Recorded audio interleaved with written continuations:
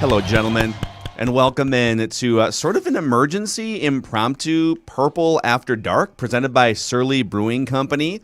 Couple Vikings breaking news items, so we figure let's crack a couple Surlies. Go ahead, Judd, Dex, there you go.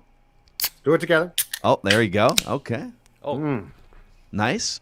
And let's discuss the Harrison Smith contract extension that came down today. Wow, that's a lot of money. And Irv Smith Jr. with a meniscus injury that could either knock him out for a few weeks to start the season or for the season. A shout out to TCL. Those of you that watch Purple Daily on a TCL TV on the Purple Daily YouTube channel, you're watching on one of the world's best-selling consumer electronic brands TVs. A new lineup of award-winning TVs you guys can check out. They deliver the most entertainment with stunning resolution at an affordable cost. Enjoy more of the things you love with TCL. So welcome in. It's Purple After Dark, even though it isn't really dark yet. We're sort of cheating by starting early. Judd, your thoughts on a 4-year, $64 million contract extension for Harry the Hitman with about $26 million in guarantees? So, Phil, I think we sort of called this in talking about it last week. And what I had heard was that Harrison Smith's camp wanted a payday that was going to be equivalent to what Jamal Adams of Seattle had just gotten, which, by the way, was a just flat surface deal. 4 years, $70 million. And Jamal Adams is 25. Harrison Smith is 32 years old. And we talked about this extensively and said, okay, 7 years difference is a big deal. And the question was, at 32, how long did the Vikings want to go on a potential extension? Harrison Smith's still very productive. Safety is a position that you can play pretty late into your career. It's not like corner where if you decline, it might be done quickly. So safeties can play for quite some time. But this one intrigues me. This one intrigues me. So it's a 4-year, $64 million extension that's now going to turn out, if you couple what he was going to make in 2021 already, a 5-year, $74.83 million deal, taking him basically into his age 37 season. He's also going to get $22.5 million in the next 8 months, which, according to what Ian Rappaport had, is the highest in NFL history over that time period for a safety. I wonder if this is sort of done on the fact that the Vikings also, during the course of camp, got a really long look at their backup safeties and said, you know, we really don't have a guy that can replace him. But here's my question. And Rob Brzezinski, the Vikings cap guy, is fantastic at what Rob Brzezinski does. Wow, and look so at this executive producer move right now. This just is bringing up the contract on the screen. Look at Declan, that, dude, and the contract look at you right now. And the contract is also all done. Look at that; it's also all done. It's already there. Declan actually created that spreadsheet in the last 30 seconds from scratch. Actually, you know what? In fairness, okay, no, this is his current contract. yeah. Which, by the way, the key thing to look at here is 2021, zero guaranteed money left. The last 3 years. So now so it's kind of deceiving when Rappaport says, "Oh, it's the most guaranteed money." Well, they're guaranteeing like $10 million for this year. Yes. So that's like half of it. But here's where I'm curious. So Rob Brzezinski, the Vikings cap guy, is fantastic at what he does. But the two guys that we have talked about who were vying, I guess, for the right before the season, the Vikings always give somebody a contract extension, were Harrison Smith and Brian O'Neill, who is in the last year of a 4-year rookie contract and who needs to be signed. So I guess my question off of this is O'Neill trying to get too much? Is he just going to be next up? That's the next contract that has me intrigued. And I got to admit, not sure about you guys, I'm a little bit surprised that this didn't end up being like a 3-year. And I know it's 4 turned into 5. But I mean, this is a lot. This is a lot to pay a guy who is not exactly a young man. Yeah, I think you have to figure out here: are they paying for his career to this point, or are they paying for his production starting at age 33? And I will say, obviously, it's risky whenever you pay a 32-year-old top dollar at his position, pretty much in any sport, right? Like 32 is. But I will say, of all the sports and all the positions, safety in the NFL, I would say quarterback in the NFL too. Like there are certain positions that age more gracefully than others where speed isn't as much of a requirement. And I think he is so great at a position that ages gracefully. it's a less risky move to pay him than it would be to pay somebody else at a different position that's 32 years old. So I love it. I mean, the other direction I'll go with this is I just think when you look at your 53-man roster and how to allocate salary cap money, and you're constantly juggling all these plates, you Rob Brzezinski, Rick Spielman, start with your great players. All right, who are your great players? Harrison Smith, Eric Kendricks, eventually Justin Jefferson's going to be up for a contract extension. Start with them. Dalvin Cook, I mean, I don't know that I would have paid a running back, but they determined that he's one of the great players. He's one of the 5 or 6 best players on the team. Just pay him and sleep better at night, right? And I think that's what this is. Harrison Smith has been a team leader on the field. He has been one of the best players in the NFL on defense, and so it might be an overpay. It sounds like they're not guaranteeing money much beyond age 34 here. Mm-hmm. He's 32 this year, and it looks like the guarantees are going to be like age 33, 34. Ed Reed was still really good when he was 34. Charles Woodson, who we just saw get inducted into the Hall of Fame a couple weeks ago, he was still really good at like age 39.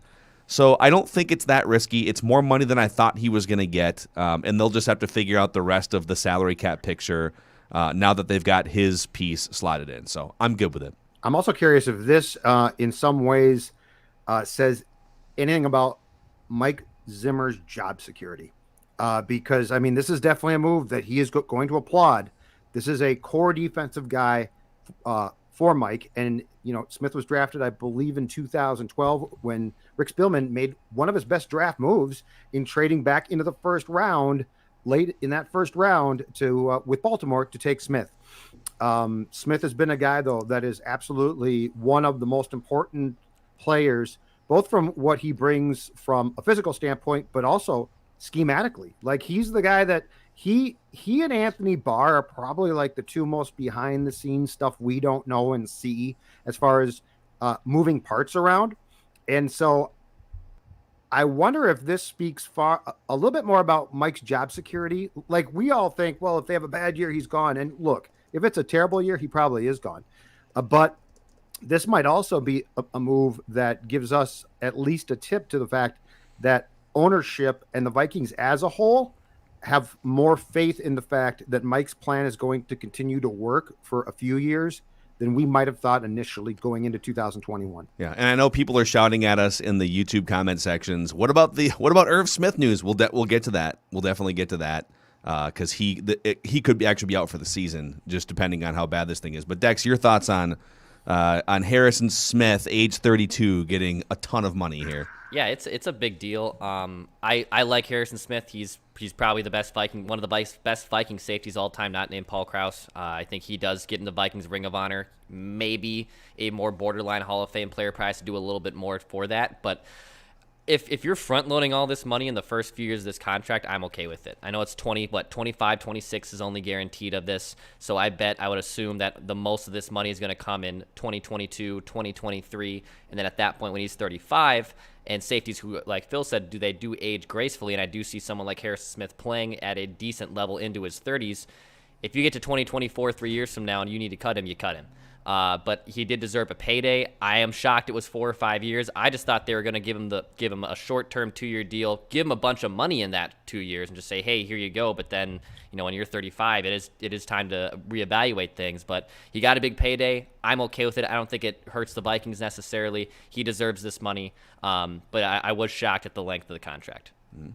He was probably thinking too, like, why would I take a 1 or a 2 year extension when I don't even know if you guys are going to be contenders, if you guys Vikings, as he's negotiating, right? Mm-hmm. So he's probably saying, I'm not going to do a 1 or a 2 year deal. I'd rather just hit free agency and see what my market value is. Now, if you guys want to give me a 4-year deal and really make it worth my while, then I would love to retire as a Viking.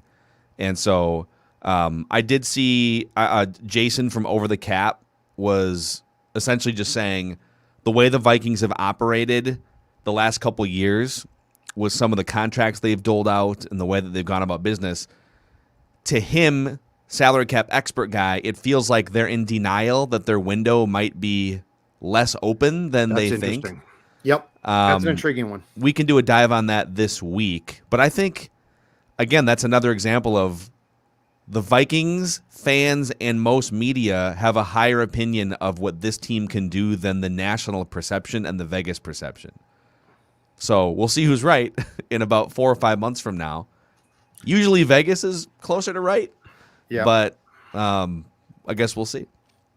Yeah, and I think the thing, too, is this is how the Vikings operate, in part because their strategy is Rob will make it work. Rob will fix it. The salary cap's not fake, but Rob will find a way.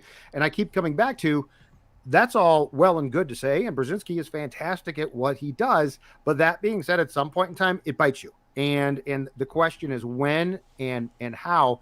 Now, my guess is that, and I haven't seen the particulars on this, my guess is that some of the room that has been available in recent weeks where we thought that they might make a trade or acquire a player is going to be eaten up a little bit by this contract as well. And that's why you create that room. But yeah, there's definitely a different feel, I think, from the national perspective about this team and the local perspective. I will say this as we transition to the Irv Smith thing. There are definitely now more obstacles than I expected going into this year. Yes. Like there are more, and here's the thing too. Back on Smith for a second, we got to be a little bit careful here as well, because keep in mind he is one of the unvaxxed players, and like we've all been, and I think rightfully so, because he's been awkward about it, hard on Kirk. But I thought that there might be hey, Harrison, we're not going to extend you like you want if you're not vaxxed, because we've been hard on Kirk. Mike has been hard, as far as I can tell, on everybody who's not vaxxed. And so until now, I've been curious about, are they going to sign him or are they going to hold this against him? They clearly didn't. And so now if you're the team, can you really come down on Kirk as well and be like, well, Kirk, you should get vaxxed, but Harrison Smith, it's fine. Probably not. Yeah. I mean, well, quarterbacks and Kirk Cousins, I'm not saying that Harrison Smith is better at his position than Kirk Cousins is, but Kirk Cousins has a greater influence on wins and losses in any individual game than Harrison Smith does. Mm-hmm. So I think the reason why there was more chatter about the risk of Cousins missing games than some of the other players, because I heard a talk show host in the Twin Cities broach the argument, why are people being hard on Kirk and not Nate Stanley or Kellen Mond? Why do you think? Because he's the highest paid and most the highest usage player on the team. Like, of course, that player is going to be under a greater microscope than backup players. Yes. And, of course, if that player has to miss time, it's going to be a bigger deal than the backup players that would never step foot on the field anyway. So, yeah, I hear what you're saying on Harrison Smith. And I think our microscope is fine. I'm saying internally, I think you might have to drop it and be like, okay, like we gave you a contract and we love you, and we can't really be selective now internally and be like, we hate you and you're not vaxxed. We love you and you're not vaxxed. So I'm saying just from an internal standpoint, I think our conversations continue as is. Their conversations I'm curious about. And look, you know what? The least surprising thing here is Zim got, this year at least, a defensive guy that he absolutely loves and should love locked up long term. Yeah. So if you're just jumping in here, thanks for hanging out with us. This is Purple Daily, presented by Surly Brewing Company. Phil Mackey, Judd Zulgad, Declan Goff. This is a Purple After Dark edition where we sip on some adult beverages, generally powered by Surly. And we talk Vikings with you guys. We pop your comments on the screen. We'll take some questions at some point here before the episode's over. We're going to get to the Irv Smith news in a second, but a shout out to PXG. So I've got my PXG hat on here, my PXG swag. Mm-hmm. So PXG is a golfer's paradise. You go to PXG Minneapolis and Southdale Center, it is a blast. They've got some of the best clubs on the market. So if you're looking to improve your game, there's still plenty of golf season. I know that usually it's like, the state fair comes around and that's the end of summer. It's not the end of golf season. Golf season in the fall is the best golf season. So check them out, PXG Minneapolis and Southdale Center, and find out more at pxg.com/Minneapolis. And Judd, if you could tell the audience what you're sipping on here, I think that would be helpful to all of us as well. Dex, you can raise yours too, because I am sipping right now on a Surly Furious IPA. And so can you guys cheers there on the screen? Yeah, ready? Of course we can. Yeah. Hold on. Ready, set, yeah. go. There you go. There you That was go. pretty Ooh, good. That was good. That was pretty it's Surly in 3D, you guys. Ooh, you want a Surly? I just got done hosting a twin suite with our pals Stu and Dave from Surly. Enjoyed, had to go downstairs to get it, but enjoyed one there. You know, here's the thing. And the Vikings said this today themselves in their dealings with Harrison Smith. They said, Harrison, you do enough settling in life, so why don't you sign this contract and crack open a Surly Furious and enjoy the IPA that revolutionized Minnesota craft beer. Don't laugh, Rick, and don't settle. Get Surly. You like that? You like that? Yes, Kirk, we do. We do like that. Mm-hmm. So, okay, Irv Smith has looked great in training camp, and he looked great in the last preseason game as well. Just yards after the catch, he's just primed for a breakout season if they were to wind up committing to him and getting the ball. And by the way, Conklin's been out with a hamstring too, so they've been shorthanded at that position for weeks here. Well, Tom Pelissero had the initial report, NFL Network and friend of us. So he said Irv Smith Jr. is expected to undergo surgery for a meniscus injury that will sideline him for at least the start of the regular season.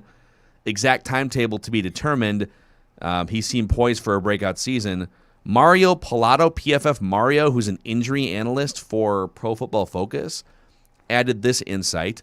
2 potential outcomes here for Irv Smith Jr. If the surgery is a meniscectomy, that's not what Judd thinks it is. That's not where you have to stay home for 3 days with like a bag of peas. Yeah, I was going to say, who's got the bag of peas? This is a Can meniscectomy. I sit on a bag of peas?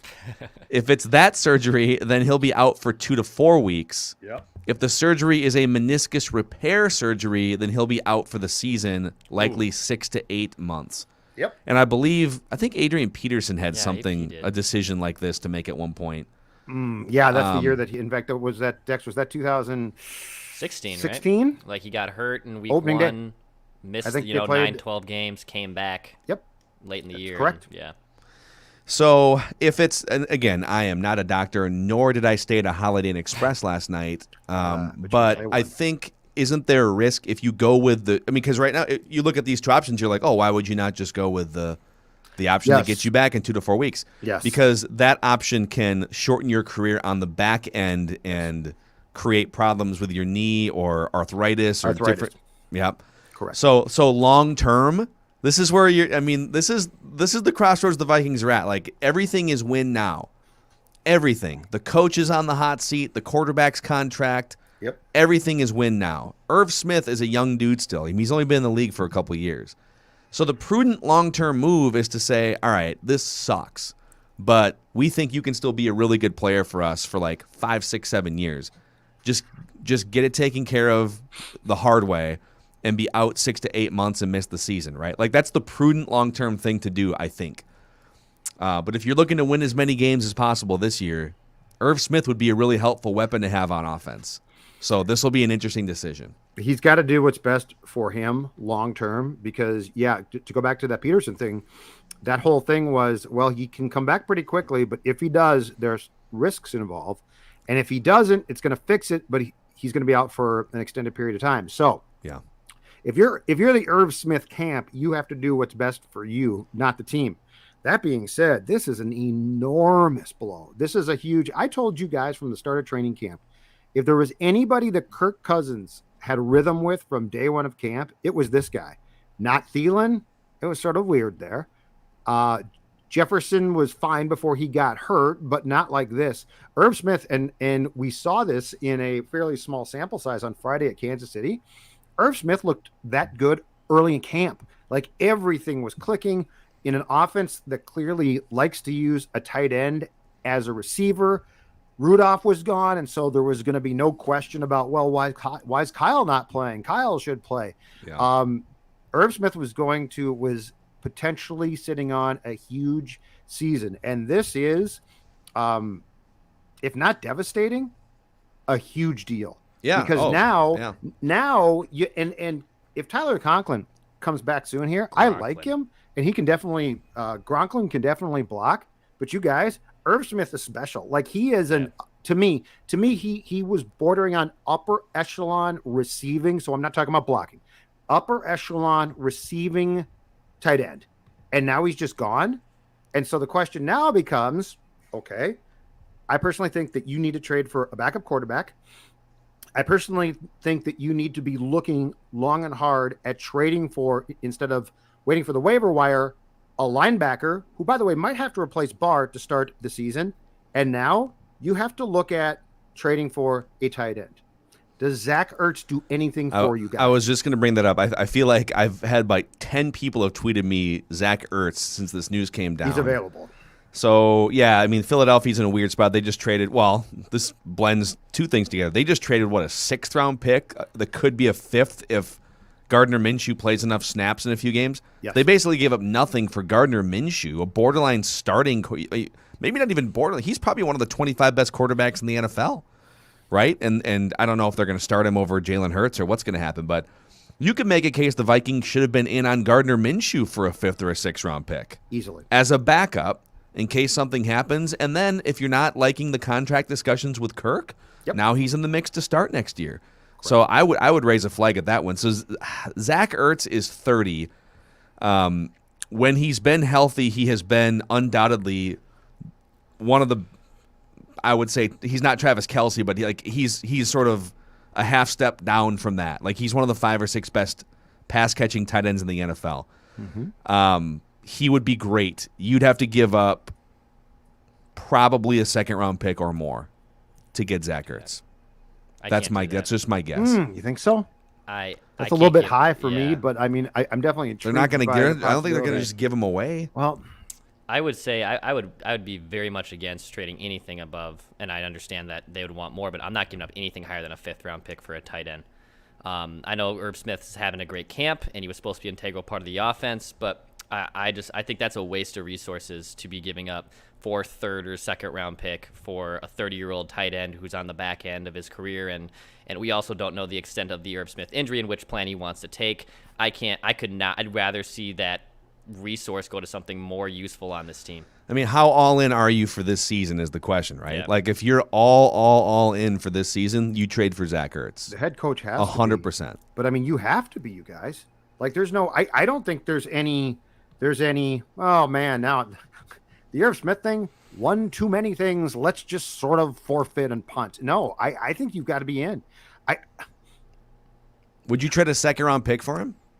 No chance. I'm not going to speak for their front office, but like all the steam that's come out the last 6 months on Zach Ertz has been he wants to be traded, but they're not going to trade him unless the price is right. How about a 4th-round pick? Oh, for sure. I would trade a 4th-round pick. No, but I'm saying that's what I think. But are they going to trade him? I think I do a 4th-round pick. Well, maybe. I mean, if this team, look, right now, Conklin's hurt too.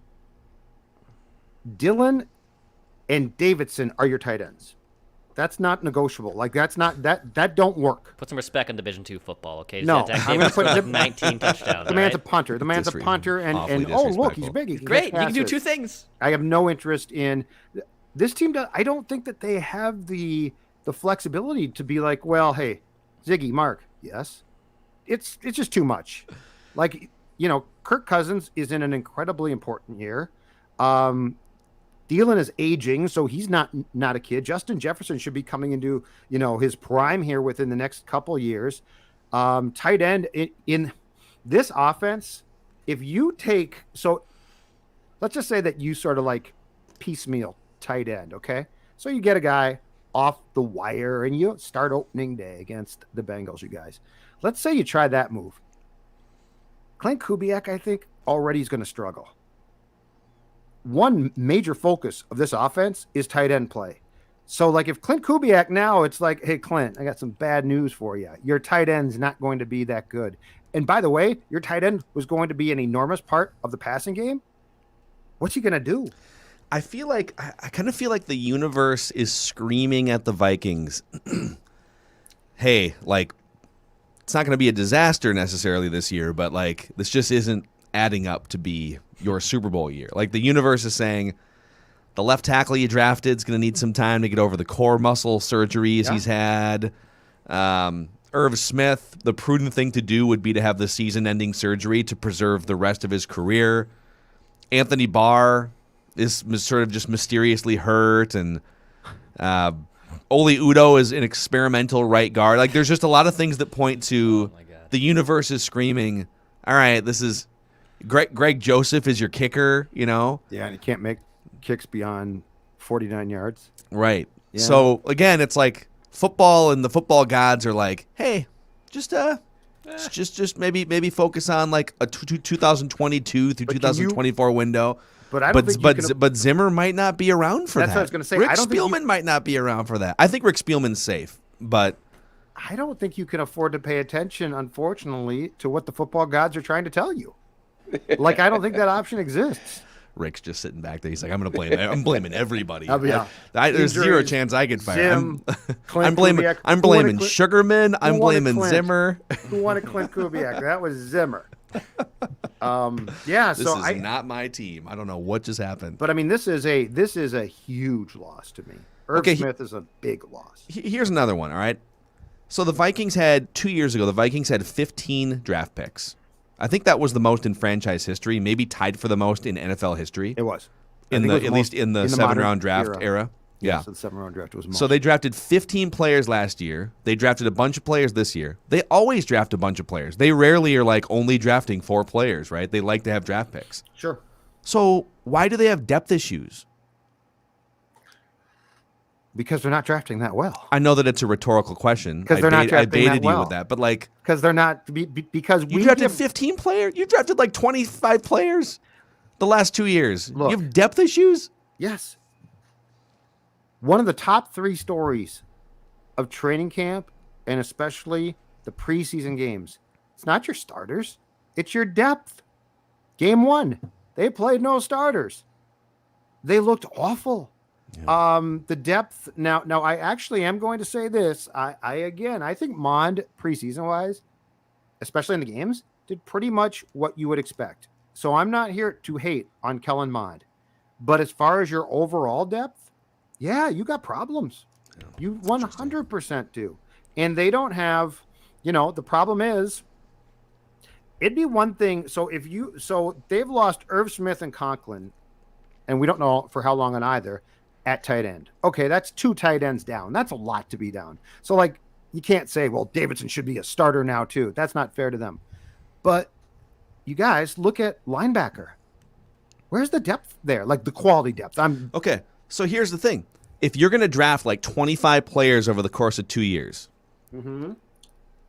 you either need to be better at developing those players so that they can just step right in. I mean, that's the Green Bay Packers way for decades, right? We're never gonna make a splash in free agency, but we're always gonna have guys that can just rotate in and be serviceable or better players. Yep. So it seems to me that they've had a really hard time developing offensive line and I would say cornerback. Like the fact that they had to go sign Breland and Patrick Peterson. They've been drafting cornerbacks for years. Yep. For years. And I know they brought Mackenzie Alexander back, so technically I guess, they sort of developed him and then he went away for a year or two, whatever it was. But like if you're not great at developing players to fill in and just plug in the depth chart, then you should be using that draft capital to either move up to just get better players that are more likely to succeed without great development, or use those draft chips as trade chips to get established players that can be great because they're in their prime. And so back to the Zach Ertz question. I mean, what's the point in preserving a second-round pick that you clearly can't develop? Not that they don't. I mean, they developed Brian O'Neill. I don't want to go over the top with this take, but the same thing. Like, trade him a first-round pick. Who cares? Your first-round picks aren't great anyway. Yeah. Well, I mean, look at so part of what you're talking about, which would be an extended experiment to do, but could be done. 2 years ago now, 15 draft picks. Look at how they got there. Rick loves to trade back, right? Okay, I got a second-round pick, but I'll give you this second-round pick. You give me a later second-round pick and a third. Look at how many times in that draft they traded back. And then I think the question is, and I have not done this, but look at who they passed on because they traded back. And and trading back allows you to throw your hands up a little bit and say, well, I mean, we won from a value standpoint. We won the draft. We traded back. And it prevents you from putting your neck out and taking a risk on a guy. The Vikings kicked the tires on trading up into the top 10 because they like Justin Fields. But if they trade up, if they give up the actual capital it would take to get Justin Fields, guess whose job is on a timer now, right? Now that's your guy, and you've got 2 or 3 years for him to come to fruition as a franchise quarterback. But if you trade back and back again, Darisaw fell to us. Oh, and look, okay, Mond kind of fell to us in the 3rd round. We didn't stick our necks out. We like Mond. We didn't stick our necks out for Mond. They would have stuck their necks out for Fields. Mond fell to us in the early 3rd round. It's great. Like we don't know, we like him, but we can kind of keep him at an arm's length. Yep. And that's how you keep your job for 15 years. And on Fields, they don't have, when it comes to quarterbacks, 1,000%, I can tell you this, they don't have the internal confidence to draft them via taking chances, because I think Ponder, which was Spielman's pick, scared him beyond belief, and Bridgewater was Norv Turner's go-ahead pick. He's the guy who convinced him, I'll go work, because Teddy had the bad pro day, didn't wear the gloves, right? Didn't wear the gloves. And so Norv said, I'm going to Miami, and I'm going to watch him and put him through, and he's the one that came back and said, draft him. Mm-hmm. I don't think there's anybody in that building right now with the cojones, the quarterback confidence, to be like, we need to get Field and we need to pay the price. Because everything I heard was they made a lot of phone calls to trade up and didn't offer anybody really squat that any team was going to say, you got a deal. That's me in fantasy baseball. I'm in one fantasy baseball league now, and I'm just like, I'll make 50 offers a year. Like, all right, I'll give you a Brent Rooker and a future keeper spot for Mike Trout. Like that's the Vikings trying to trade up into the top 10. Yes. Oh well, we got a couple 7th round picks and maybe a future 5th conditional. Yep, and I'll send you a box of steaks. Chase D says the middle guy talks way too much. I'm going to shut up so Declan can talk now. Go ahead. Going back to the whole issue of depth or trading up or trading back and all this noise. And by the way, if you hear my door key, like I think there's 4 different people moving out of my apartment building today. So doors are just slamming, and I have this issue. I heard it's because of you. Not yet, not confirmed. Sources can't confirm. My building is like a dormitory where when you close a door, every door shakes. Like it just, it's one of those situations. So if I have a dog or someone over here for the first time, they get freaked out that someone's breaking in. It's just the aerodynamics of my hallway. I haven't heard a thing. So. Anyway, so to 2017's point. So remember in 2017, obviously, all right, it's not just Sam Bradford goes down and Case Keenum has to step in. Then you have guys like Jerick McKinnon, Latavius Murray, Jarius Wright. Other guys were able to step up. And back over to Anthony Harris. Harris picks off the ball. You had a bunch of guys that were able to step up, and that all worked out. But also, as much as depth is like a great thing to have, it's hard to evaluate. There's 53 guys on this team. So sometimes you just do have to be aggressive. Remember when the Falcons traded up for Julio Jones? And my God, I forget like what the exact haul was, but they gave up a ridiculous amount to move up to grab Julio Jones in what was that, the 2012, 2013 NFL draft. It honestly worked out for them. They were a playoff team. They were on the doorstep of winning a Super Bowl, obviously at the epic collapse. But you have to weigh out those options. And having the assumption that, we'll always have depth, well, until you see those depth players perform, and in 2017, everyone literally hit in the depth chapter, it's hard to just assume that when you draft 15 guys in 2019 that 10 of those guys are going to help out. You don't know. You just but why aren't they better at? Why aren't they more? I could use that right now, to be honest. So yeah. Hold on, Paz comments. I'd let Declan take my wife to dinner. Is that because Declan is so non-threat? Careful, assuming Declan's non-threatening. Declan's a Don Juan man. I would be careful. That's like a really. She might fall in love. That's a cryptic note. It's been a hot boy really summer. Cryptic You note. don't know. Yeah, I was that. gonna say that could lead to problems. I mean, Paz might be out on the wife too. Mm-hmm. Like Paz, are you selling low? Is this a Zach? Are you trying to trade Zach Ertz? Or are you trying to trade? Are you trying to trade? Dakota Dozier here. What kind of value? He's like, I'll sign Teddy now. He's been hurt a lot. He's cheaper. He can start for a while. My wife. But why haven't they been? I think the frustrating and confusing thing is, for all the Vikings talk about all of the work they put on draft picks, right? I mean, we do a ton of work and blah blah blah. And to Phil's point, he's right. They've got a ton of picks. Why did we just see 3 preseason games where I thought the majority of the depth guys were terrible? Dude, not like I know, sort that's of my question. Not like sort of. No, I know, but like let's get off of like Fields and potential star players. I'm talking about, I don't think you have a linebacker if Barr's out who I trust being in the base defense. Kendricks, I trust for sure. He's really good. Great draft pick. Vigil's the guy they just signed from, I think it was the Chargers, and, he'll start. That's fine. But there's nobody else who I'm like, die for sure. Like, die is really, I don't know that. And I so also- it's just a little surprised. I also love that we went from, all right, Harrison Smith contract extension and Irv Smith might be out for the year, and now we just did like a 10-minute deep dive into the Vikings' philosophy in the draft. Well, and actually, What a winding road we just took. I think the most important part of the Smith discussion is what is the plan, and it might be close, with O'Neal. Brian O'Neal is massively important. They're going to get an extension done with him, I would assume, in the next week, right? I would hope so. But, I mean, that's the one. I thought if you, in fact, I think we talked about this last week, Phil, when we were talking about the Smith potential contract and the fact that his camp was trying to get a Jamal Adams type of deal. I think I said at the time, my choice A is get O'Neal done. And then if you get Smith done, that's awesome. That's fine. But you've got one guy, as far as I'm concerned now, on that line, who, by the way, you drafted second round. Congratulations. He's their pick. Developed, yes. But Brian O'Neal is in a good way, an anchor on that line, like massively important. And right tackles now are getting big contracts, but I don't want that kid to get anywhere near the market because he's not, he could easily be like, hey, I'm going to play this thing out and let's see, and he'll get paid.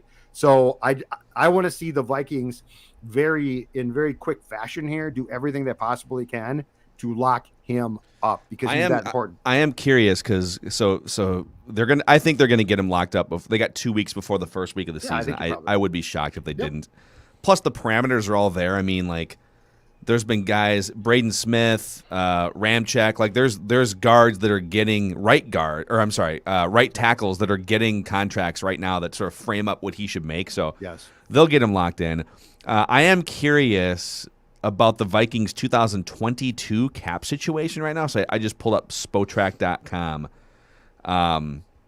So right now, it looks like the Vikings have $201 million tied up, $202 million tied up in active contracts for 2022. And the cap is expected to, it's tough to say. What is it this year? 100? It's like 190 or something. It went down, yeah. It didn't go down as much. So this is just an estimation. We don't know what the cap's going to be, but it's estimated to go back over $200 million. But that's where the Vikings are sitting right now before a Brian O'Neal extension. So there's a lot of work to do again to get below the salary cap, like because Danielle Hunter is a $26 million cap hit. Kirk, by the way, is a $45 million cap hit for next year. Hey Phil, can you look at that one? That's so ridiculous. What is the deal? I think if you release Kirk, it's a major hit, correct? But I think if you can trade him, maybe post June 1st designation, it's not as bad. I believe we've talked about this. I got to do some digging on this. I believe his cap hit is $45 million. But I think you would get $10 million in. I'm sorry. I think you would get $35 million in relief. Yep. If you were to cut him. But on over the cap, it says in 2021 that on March 20th of this year, so 4 or 5 months ago, that his 2022 base salary becomes fully guaranteed, and his base salary for 2022 is 35. Yes, with a $10 million signing bonus. Yep. And you can't. There's nowhere to spread. So signing bonuses, Judd, correct me if I'm wrong on this, but you can spread signing bonuses out through the length of the contract, right? Correct. So like with Pat Mahomes, I don't have the contract in front of me. They signed him to like a 10-year contract or whatever with a big signing bonus, and then you can take that big signing bonus and spread it out throughout, and then you can convert certain things to signing bonuses and get more flexibility. When you only have 1 year left on a guy's deal, there's no flexibility. Yeah. So they either have to extend him and smooth it out to create more cap space so they can sign free agents. Here's the thing. Or they have to just say goodbye to him. I found it here. Form. So basically you can't cut him because if you cut him, you're going to accelerate and absorb the entire cap hit. But if you trade him pre-June 1st, there's only $10 million in dead money on your cap. So you'd according to save over the cap. 35. And Yeah. so you say, yeah. So the key, so the real question is, are the Broncos going to get Rodgers? And if they don't, can you call George Payton and be like, George, I'm going to do you a solid. But here's the thing. So this is, everyone thinks like, oh, you hate Kirk Cousins. No. Okay. I got to free up room. If Kirk, and I get that like Kirk's agenda and his agent is to make as much money as possible while he can still work in professional football, right? Like that's his goal. And so whatever, like go do your thing. But if Kirk were to somehow have some sort of epiphany and say, all right, instead of taking up 22% of the salary cap with my $45 million cap hit, I just want to win a Super Bowl. So guys, I want to sign an extension. I will be reasonable, okay? Like I know that I'm not the best quarterback in the NFL, like I'm being paid, second highest cap hit. So I will instead of a $45 million cap hit, I will take $20 to $25 million a year, which by the way will not happen. I'm just saying, like there's too many teams that would pay $30-35 million for a quarterback of Kirk Cousins' caliber. Well, but there's market value, yep. And then there's sort of roster and salary cap value and what can and can't you do once a quarterback is making that much money. If he were to somehow say, "Hey, I'll take less money," I'm a Kirk Cousins fan now. Kirk Cousins for $20 million, and I can sign Joe Tooney in free agency. But they tried that already, and he already said no after he said yes last year. But he also came back with, "I want it all for the second consecutive time, guaranteed." I also think that there is a conversation to be had that if this team's not successful or as successful as we all thought that they might be in 2021, if Zimmer comes back in 2022, I don't think you can keep replaying this relationship. I just don't. I think it's. I agree with that. This has gotten bad. Like this, it's clearly bad. I was told, and I did not see this, but somebody, I don't think TV showed this, but I guess there's a clip from Friday night floating around that after Kirk got sacked, which by the way was at least partially on Kirk. He didn't move. He didn't shift the line, and he expected poor Amir Abdullah, hey, block this linebacker who's twice your size. I guess there was a clip floating around of a sideline exchange where Mike was getting into Kirk about it, and then Kirk went over to his offensive line and got into them about it. Some of this is just like things that naturally happen throughout the course right, of a but I'm football just game. saying, I'm actually like, this is good news. You're saying Mike Zimmer spoke with Kirk Cousins during a football game? I feel like this might be a breakthrough. I'm just telling I think their relationship might be getting to a new level. But this all is why I really do think that this year is so important, because if it doesn't work again, at some point in time, you're just going to have to say something has to change here. Yeah.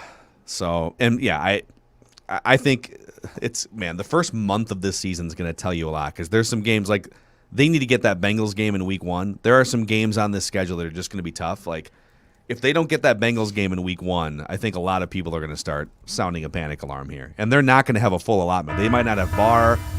They're not going to have Darrisaw. I feel like they need to be 2-1 after the home opener against Seattle. Yeah. I feel like that Seattle game's not a they have that's to be not a 2-1. game. Because I feel like you should beat the Bengals, the Cardinals, perhaps. Seattle, not a gimme, but I think you need to win 2 of those 3 just to get off on the right foot. But I'm going to continue to say this, and I feel like the talk about this has picked up, rightfully so. The Clint Kubiak factor really concerns me. There's no mentor. Like, he'll call his dad. That's awesome. But his dad's not here. Stefanski had Gary. That was a big deal. And if I recall correctly, Stefanski is a great coach, man. Stefanski worked from the he's a field, good though, coach. and Gary worked upstairs, and I think Gary helped him a ton. Clint tried to work from downstairs for the Colts game, and guys were like, hey, throw me the ball or something. And so they're like, okay, Clint, go upstairs. And this is where, so among the non-vaxxed stories, I also think this is where, no matter what you think as far as old school coaches go, the Rick Dennison factor was important, because I think no matter what, we can say, well, Rick's an old school guy and loved to run like Zim does. Okay. But he still brought a knowledge of how things work on game day that could have helped probably calm things down. And he can't be there now. Yeah. So, man, I mean, What a day for – so Harrison Smith, great. Team leader, locked in for the next 5 seasons. But, of course, it has to come with Irv Smith potentially being out for the damn season. So, shout out to our friends at Federated Mutual Insurance Company. I don't know if they're going to be able to help provide risk management resources for the Purple at this point, but there's a full list of industries that they will protect over at federatedinsurance.com. You can check them out and see how they can help your business and help you sleep better at night if you're a business owner. Federatedinsurance.com, and remember, at Federated, it's our business to protect yours. So, all right, boys, before we also, as you're watching this on the Purple Daily YouTube channel, if you could click the subscribe button and the bell notification, that would help our channel because we would gain subscribers, but we will in turn give you daily Vikings entertainment. And we're just sort of tallying up some of the August numbers. We're going to set some Purple Daily and Score North download records in August, and the season hasn't started yet. So we are super excited for the next few months here, and hopefully the Vikings can at least overcome some of these obstacles and make it interesting. And no depth issues here in a couple weeks, too, once the season starts as well on the Purple Daily podcast and YouTube feed, right? No, we've no got depth some issues. We need to finalize a couple things, but we are excited to Who's our Jake Browning? expand. We don't have a Jake Browning. We don't have a Jake Browning. Good. He's not getting cut in a week or 2 days. Well, maybe we do, and I don't know anything about that. But we Judd don't is have our him. Harrison Smith. We know that for sure. Look at him. Just peering over the top of the Surly Furious. This is where it's at, folks. This is where it's at. For your purple pain. I feel like some Irv Smith vibes. I was about to have a poised to have a breakout year, and I just tore my meniscus, and now I'm weighing out my long-term options at Score. And meanwhile, your building is clearing out of people that can't stand you. All right, that's a wrap. We'll be back tomorrow with a regularly scheduled edition of Purple Daily. But this is Purple After Dark here. Mackie, Judd, executive producer, Declan, presented by Surly Brewing. We'll see you guys later.